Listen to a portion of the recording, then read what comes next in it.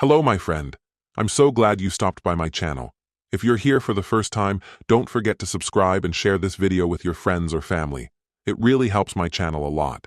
Please tell me in which city or country you watched this video. I value every one of your comments. So, let's get started. The first sign that something had changed came on a Tuesday, when she walked through the door glowing. Not her usual worn-out smile after hours of video calls or back-to-back meetings. This was something else. A bright, electric grin that didn't fit the slow, steady beat of our everyday life. I was in the kitchen, wrestling with a stubborn orange that sprayed juice down my fingers. The sting was sudden, sharp, and acidic. She swept in wearing that storm gray suit she always called her armor. The rhythmic tap of her heels on the tiles felt like a countdown. "Hey, hun," she said, kissing my cheek with a breeze of perfume. "You would not believe the day I've had." But I didn't ask. I'd already started to notice the difference in her. Let me back up. I'm Caleb Reeves, 49, been under car hoods since the day after high school graduation. I've clocked in sick, sunburned, even limping, but I never missed a shift. I rebuilt engines, replaced axles, flushed brake lines. All of it paid for in sweat, not loans. It wasn't flashy work, but it was real. So was she, Marla, my high school sweetheart. The girl who married me at 19 wearing sweatpants and a hoodie from her community college. She chased a business career while I punched the clock at the shop. She told me we were going to build an empire. I thought that meant a home full of love, kids, and the kind of peace where you don't flinch opening the mailbox. But Marla dreamed bigger. I picked up overtime to fuel her vision, paid her tuition, then her MBA, packed school lunches when she was buried in deadlines, drove her to interviews in a rusted-out Chevy that wheezed through the winters. I was exhausted but proud. Eventually, she landed a role at Argent Core Strategies, big firm, big perks, international trips. She took off like a rocket. I stayed grounded, boots on concrete, back aching, doing whatever I had to so we could keep the fridge full. We never moved. Same house for 27 years, same bed every night, same quiet mornings with shared coffee. I didn't think anything was wrong, until I saw that envelope. It wasn't even hidden. Just sitting there in her laptop bag when she asked me to grab her charger. I shouldn't have opened it. I know that. But the pharmacy name caught me. It wasn't one I recognized. Inside was a strip of 10 white tablets in a blister pack. The label read, "Take one immediately. Repeat in 12 hours if needed. Emergency use only." I felt the blood drain from my face. Because here's the thing. I had a vasectomy 12 years ago, right after our second kid. It was a mutual decision. No more children. So why was she carrying emergency contraception? I slid the envelope back in like I'd never seen it. Pretended. But that night, I didn't sleep. My brain refused to let it rest. That same week, she mentioned a trip, client presentation in Atlanta. She was flying out Wednesday, back Friday. Told me she'd be completely unavailable. No texts, no calls. Said the schedule would be brutal. But the prep didn't feel like stress. It felt calculated. She triple-checked outfits, spent too long on her makeup, packed a perfume bottle she hadn't touched in ages. And lingerie, the kind she hadn't worn since our 20s, found its way into the suitcase. I didn't say a word. Helped her close the zipper, kissed her goodbye, told her I believed in her. Then I got in my truck and followed her. Not to accuse. Not to catch her. I just needed the truth. The man who stood by her through sleepless baby nights, who cleaned up sick at 3 a.m., who sold the last thing he loved, his Harley, so she could finish school. That man deserved to know what she'd become. I drove the 250 miles to Atlanta, slept in my cab, ate vending machine dinners, watched from a distance. On the second evening, I saw them. She walked beside a tall man in a navy suit. His hand brushed the small of her back like it belonged there. They laughed, whispered. He kissed her shoulder like it was routine. She leaned into him like she'd done it 1,000 times. I didn't confront her. Not yet. Instead, while she was out, I let myself into her hotel room and took everything. Her laptop, USB drives, meeting prep, the file folders with charts and notes. Everything she needed for that pitch. And I left 2 things. A note. I know. And my wedding ring. The next morning, she called me. Her voice cracked. "Caleb, what did you do?" By then, I was already halfway home, maybe more, my truck humming beneath me like nothing had changed. I didn't answer right away. Just kept my eyes on the road, fingers locked around the steering wheel. "You took everything," she said, her voice ragged. "My laptop, the notes. Caleb, that pitch was everything." "It's gone," I said. "Just like us." She made a noise, a sob twisted up in disbelief. "You don't get it. It wasn't—" "Stop," I cut her off. "Don't make it worse, Ferris. Don't lie." Then the line went quiet. You were holding his hand. A heavy, suffocating silence hung between us before she finally said the last thing I ever expected to hear. It didn't mean anything. My grip on the steering wheel tightened until the color drained from my fingers. Those 4 words hit harder than any confession could, like being told, "Relax, it's nothing," right after getting stabbed in the chest. I ended the call without another word, blocked her number, threw the disposable phone out the window like it was contaminated. When I got home, I collected every item tied to her big conference and shoved it deep under the house. Her designer shoes, the USB with her deck, her custom folders, and glossy business cards. She was supposed to give a critical presentation at 9 a.m. the next day. By then, she was wandering the hallways of a Marriott in the same wrinkled dress from the night before, calling anyone who might help, frantically searching for materials that were long gone. She didn't just lose the account. Argent Corps fired her on the spot. No severance, no warning, lying to a major client and misplacing proprietary files. Doesn't matter how impressive your CV is, you're out. I thought I'd feel triumphant, but all I felt was silence. The rumors spread like wildfire. Whispers about her and Silas Carrington, the influential director of Midtown Urban Affairs, married and deeply embedded in city politics, echoed through every office. People talked about secret rendezvous, wine bottles left out, and late-night strategy meetings. His wife filed for divorce. His political allies quietly erased him from their future plans. And Marla? She disappeared. Her LinkedIn, gone. All her socials deleted. She missed Sophie's birthday. Ethan sent a long, heartfelt email that was never answered. No one heard from her again. A few weeks later, the house felt like a ghost shell. I came home one evening to find her half of the closet completely empty and a note stuck to the refrigerator. "I'm sorry." I didn't respond. I ended up renting out the upstairs to a quiet couple and moved into the guest suite behind the main house. Life settled into an eerie stillness. The only noises were the low hum of the fridge and the occasional clink of tools in the garage. Then came the moment that shattered everything. 5 years later. It was a Friday. I had just finished tuning up a '96 Mustang when I heard a knock on the garage door. 2 people stood outside, mid-40s, dressed like they belonged at a charity brunch, not in an oily auto shop. "Are you Caleb Reeves?" the man asked. "Depends," I replied. "Who's asking?" "My name is Dominic Ferris. This is my wife, Julia. 4 years ago, we adopted a little girl, Eliza." I looked at them, confused. "Congratulations," I said. He didn't smile. "She has leukemia," he said. "We're trying to find a bone marrow match." "I'm really sorry to hear that," I said sincerely. "But what's that got to do with me?" They exchanged a loaded glance. Julia stepped forward, holding out an envelope. "Your name is on her birth certificate," she said, barely above a whisper. I froze. "That's not possible." "She's Marla's child," Julia explained gently. "She placed her for adoption 6 months after your separation. The agency didn't have much info, just your name listed as the father." "I had a vasectomy more than 10 years ago," I replied flatly. "She's not mine." "But maybe you know who is," Julia said softly. And I did.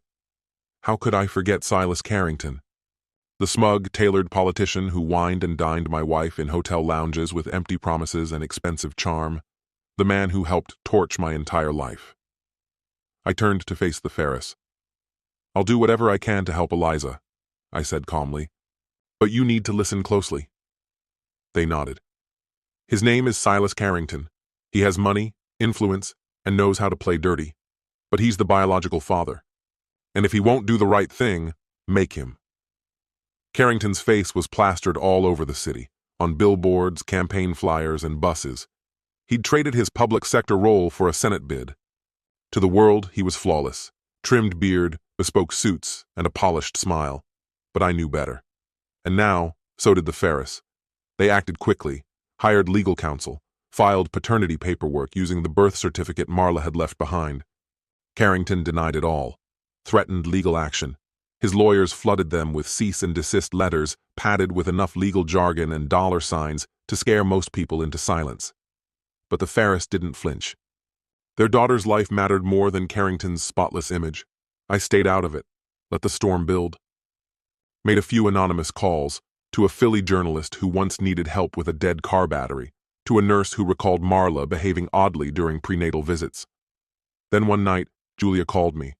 Her voice was shaky, full of disbelief. "He caved," she whispered. That was me. She gave the smallest nod. "Engines are the coolest," she said. "One day, I want to make one." The way Julia smiled said more than words ever could. From the moment she spotted that old, rust-covered motorcycle by the hospital entrance, her fascination with machines hadn't let up.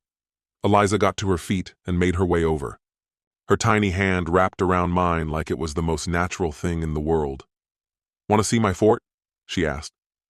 I couldn't answer right away. My throat closed up. But eventually, I gave a quiet nod.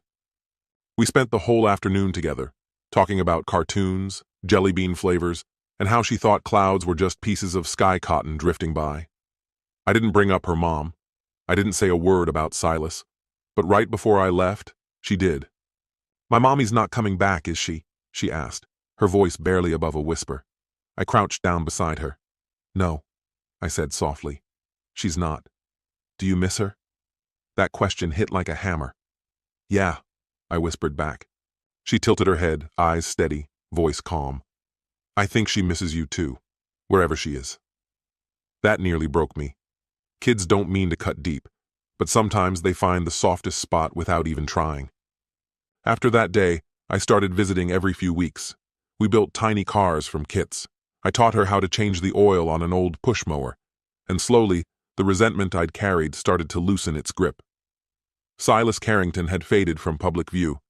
Last I'd heard, he was holed up in Vermont, trying to reinvent himself as some kind of consultant. I stopped thinking about him. He no longer haunted my thoughts. I ended up selling Marla Sloan to a young couple just getting their start. I gave them a fair price, told them to fill the place with joy, and never waste a moment on bitterness. Rachel and I stayed close, but nothing more. Some people aren't meant to walk the whole road with you, just a stretch. That's enough. One evening, as I sat at Sophie's kitchen table with her sons tumbling over me, she asked, "Do you ever wish you'd signed the papers?" I looked at my hands for a while. "Not anymore," I said. "I used to think closure came in a document. Turns out it's just surviving and choosing to keep going." About a month later, I was locking up the garage when a sleek black car pulled into the lot. Dominic got out, his eyes alive with light. "She's officially in remission," he said, beaming. "Doctors say the transplant worked." I smiled, genuinely. But there was more. "She wants to call you Grandpa." The first time Eliza actually said it, I had to excuse myself to the bathroom. I didn't want her to see me cry. It was a Tuesday, warm and full of sunlight, the kind of day you never expect to remember forever. But I always will. She was on the porch, coloring with her legs swinging, her hair a messy knot. I handed her a glass of lemonade. She looked up, smiling softly. "Thanks, Grandpa." Just like that. Like it had always been true. In that single moment, all the broken parts of me, the losses, the joy, the sorrow, finally settled into place. I never remarried. I never left my little two-bedroom house, but I began to live again. We visited science exhibits. We built a go-kart from scratch. She painted flames on it, though they looked more like spaghetti noodles. I taught her how engines breathe, how gears spin together like dancers in rhythm. She told her teachers I fixed broken things, and maybe that's all I was ever good at, not just engines. People too. One evening, long after everything had changed, Sophie handed me a box she'd found tucked away in storage. "It says for Mom on the label," she said, "but I think she meant it for you." I opened it alone. Inside were dozens of old photos, frozen pieces of a life I'd nearly let slip away. Us at the beach, me holding baby Sophie, Marla dozing on the couch with our boy asleep on her chest. At the very bottom, a crumpled napkin. Her handwriting read, "We'll build an empire together." There was a flash drive too. When I plugged it in, a video played. She must have recorded it just after everything came apart, before I knew the truth. She looked exhausted, but honest. "If you're seeing this and I'm not around," she began, "I want you to know. I remember everything. The terrible coffee, the road trips, that time you fixed my radio so I could fall asleep to Sinatra. You gave up your dreams for mine. That sacrifice, that love, it's what everything I ever built was standing on. I know I broke it. I did. But you were always my home, Caleb, even when I didn't deserve you." I sat in the dark for a long time after that. The pain had faded, but its echo still lingered. Eliza grew up into a force of nature, bright, inquisitive. She built her own computer before she turned 12, got straight A's. At her high school graduation, I stood in the front row, my chest tight as she gave her valedictorian speech. She didn't say my name. She didn't need to. Sometimes the people who save us aren't the ones who brought us into the world. They're the ones who stay, the ones who show up again and again, with their toolbox in one hand and quiet wisdom in the other. I'm 63 now, still fixing engines, still sipping black coffee on my porch every morning. Eliza visits often. She's in college, studying mechanical engineering. She wants to build prosthetics for kids whose families can't afford them. She says I'm her role model. But the truth? I'm just a man who was broken once. And instead of staying broken, I rebuilt. That's how a forgotten mechanic, betrayed and left behind, found his way back. Not through revenge, not through rage, but through the love of a little girl who was never supposed to exist, and somehow became the one who brought me home. This story has come to an end. What's your opinion? Share it in the comments, my friend. And if you like this story, check out other exciting videos on my channel. I'll say goodbye until the next video. See you. Hey there, buddy. Stoked you swung by. New around here? Smash that subscribe button and pass this along to your crew. Seriously helps me out big time. Drop a comment and let me know where you're tuning in from. I read every single one. All right, let's dive in. About 6 weeks before Clara and I were supposed to say our vows, it felt like we had everything under control. We'd been happily together for 4 years, engaged for 1, and now the big day was almost here. Everything was sorted out, the venue, the caterers, the invitations, all set. It had been a hectic time, lots of late-night discussions about what to serve and how the place should be decorated, but we were right on track. That was until one unremarkable Tuesday night, when Clara said we needed to talk. Her tone had that careful note, like she was about to drop a bomb. We sat down at the kitchen table, and she seemed both anxious and firm. "I need to share something," she began, clearly about the wedding. I sat there, listening. "I want Nolan to be my best man," she declared. I blinked, making sure I got that right. "Your ex-boyfriend, Nolan?" She nodded, her hands clenched like she'd practiced this. "Yes, he's my closest buddy. He's been there for me through everything, and I want him in my wedding."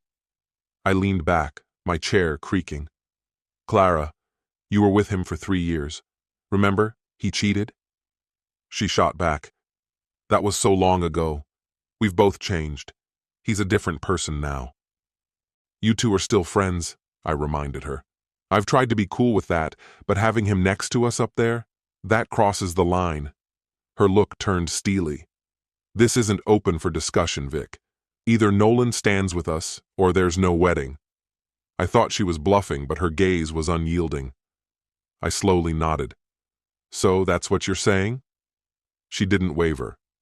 "Yes." "All right then," I said quietly. "No wedding." Clara blinked, obviously surprised. "Wait, what?" "You said we're done if he's not part of it. I'm agreeing," I explained.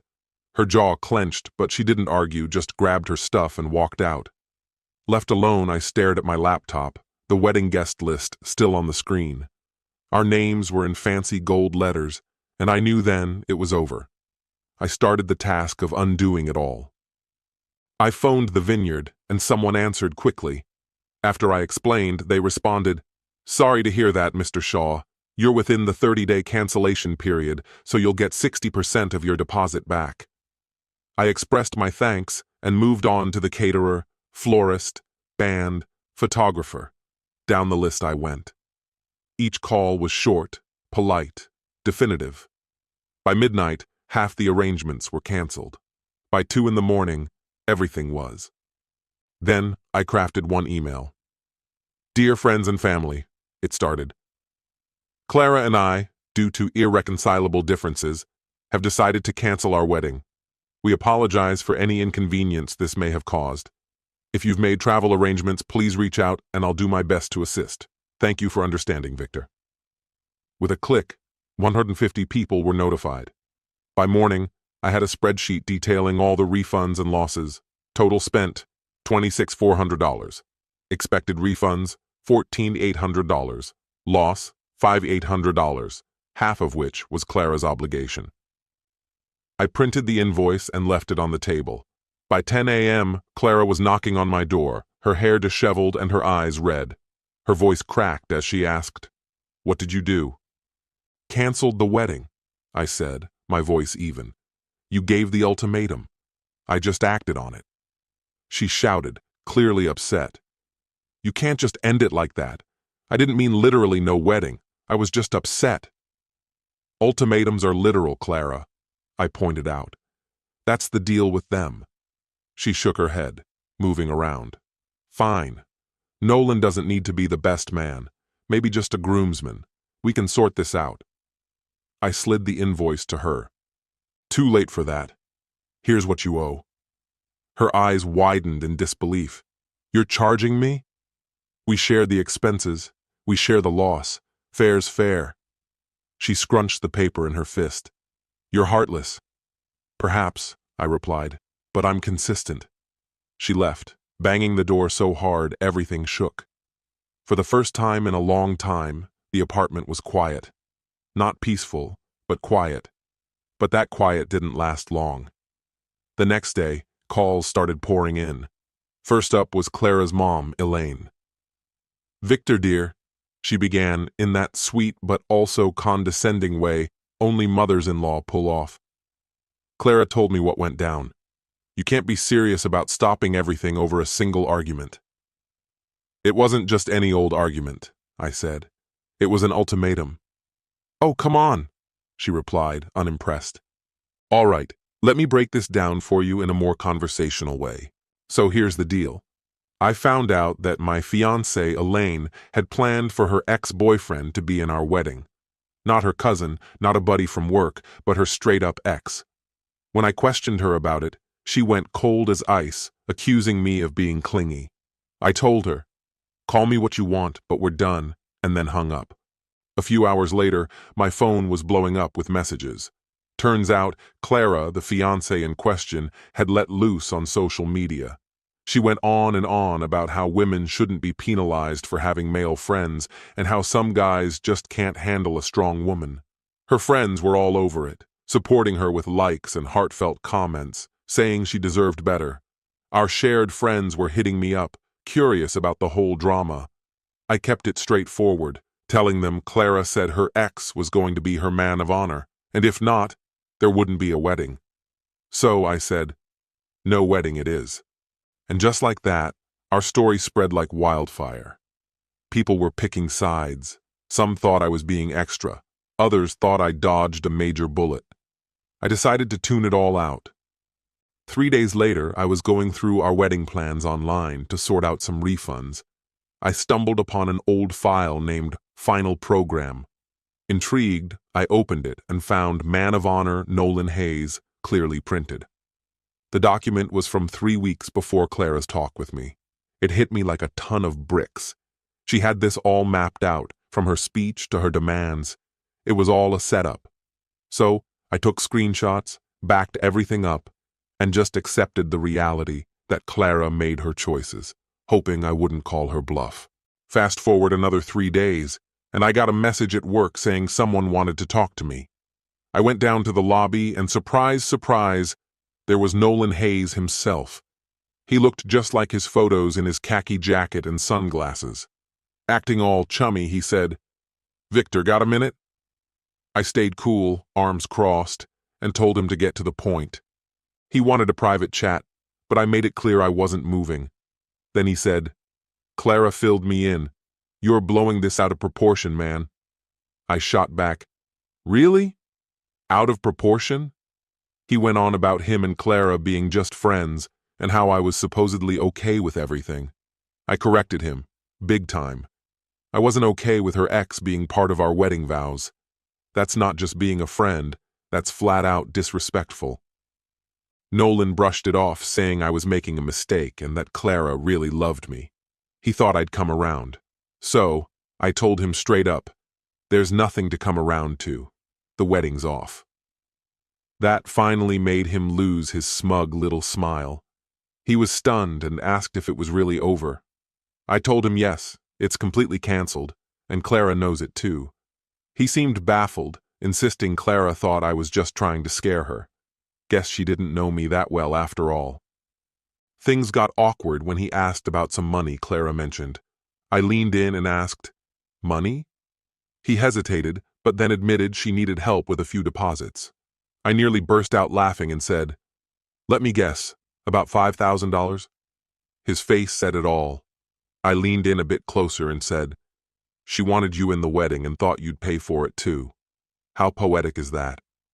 He just glared, calling me a piece of work. I chuckled and told him, "Clara's already said that." Later on, I got a message from a woman named Maya, Nolan's girlfriend.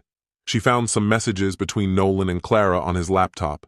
They were flirty, emotional, but nothing too explicit. Definitely close. She asked if I wanted the screenshots. I told her it wasn't necessary. By then, I already knew the kind of story I was dealing with. I deleted the messages and put my phone away, moving on with my life. By the end of the week, Clara stopped pretending altogether. Our messages turned chilly and to the point, strictly about business stuff. She sent me a text saying, "You're really taking this to court?" After everything we had been through. I simply answered, "Yes, I am. We agreed to split the costs, and I'm just making sure that happens." After that, she went silent. When Monday came, I went ahead and filed my claim. I made sure to keep it straightforward and clear. I had all the evidence lined up, receipts, text messages, and that program file, all dated a good 3 weeks before her ultimatum. It wasn't about getting back at her. It was about finding closure and getting some accountability. A few nights later, my phone buzzed unexpectedly. It was Robert, Clara's dad. I hadn't heard from him since that engagement dinner. "Victor," he said, "can we meet for coffee?" So, we did, at a quaint downtown cafe. Robert looked worn out, older than when I'd last seen him. He focused intently on stirring his coffee. "She talked to me about what happened," he started. "At least she shared her side of it. She said you caught her off guard." I pushed my folder in his direction. "Here's the entire timeline. Dates, messages. There's evidence she had the materials printed weeks before." He quietly flipped through the folder, sighing tiredly afterward. "Her mom always lets her win. I should have put my foot down years ago. She wrongly thinks ultimatums show love." I just listened. He closed the folder and asked, "So, what's the damage? How much does she need to settle?" "About $5,800, so half," I responded. Robert reached for his checkbook, but I stopped him.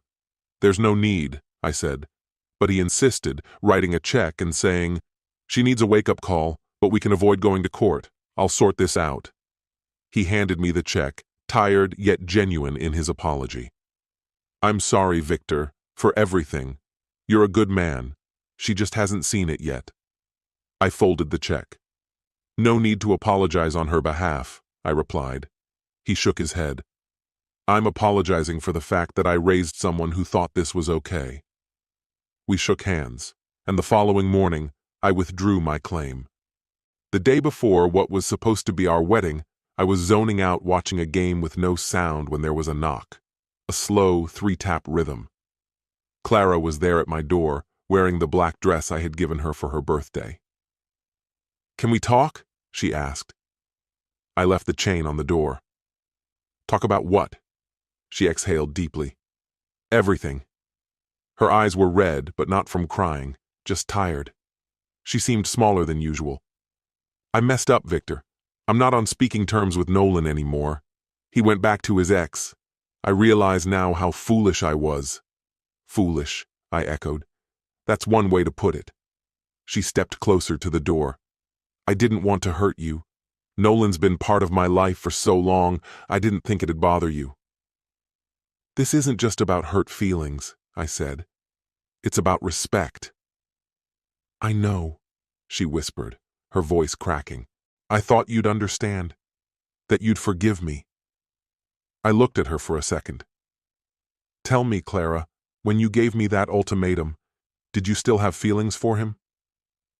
Silence hung in the air before she finally admitted, Maybe. I'm not sure. I just wanted to see if he still cared. It was never about choosing him over you. But it was, I said quietly. You made me compete with a memory from your past. Tears streamed down her face, genuine this time. I didn't think you'd actually leave. That was the problem, I said. You assumed I wouldn't. She leaned against the doorframe. Can't we just start over? Move past this? No, I told her flatly. Some boundaries once crossed can't be repaired. We stood there, the chain between us embodying the distance. Goodbye, Clara. She gave a single nod, wiped her tears, and walked away. I closed the door behind her. Our wedding day wasn't marked by any ceremony on October 14th.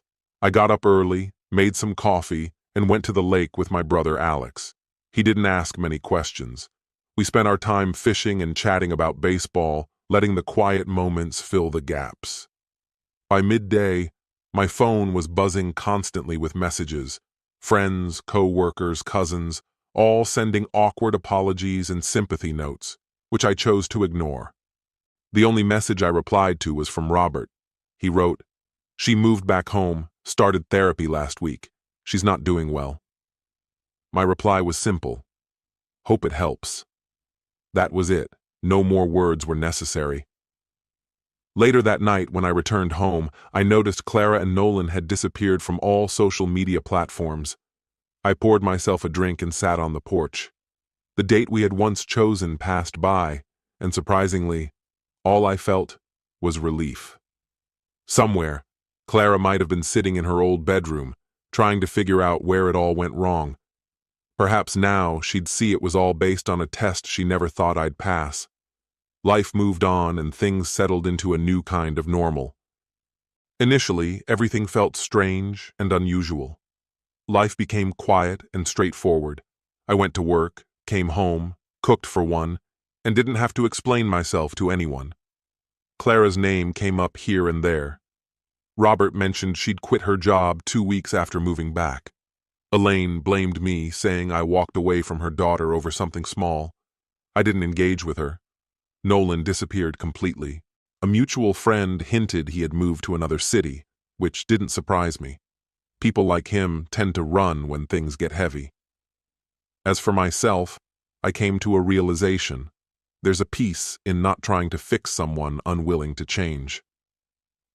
I recalled the moment at the kitchen table, her stern look, her voice harsh when she declared, Nolan's either my man of honor or there's no wedding. I replied, Your choice. She made hers, and so did I. The wedding might have been a spectacle, but the married life would have been chaos. I didn't just save my dignity, I kept my peace. For me, that was worth every penny and all the quiet moments afterward. Thanks for listening.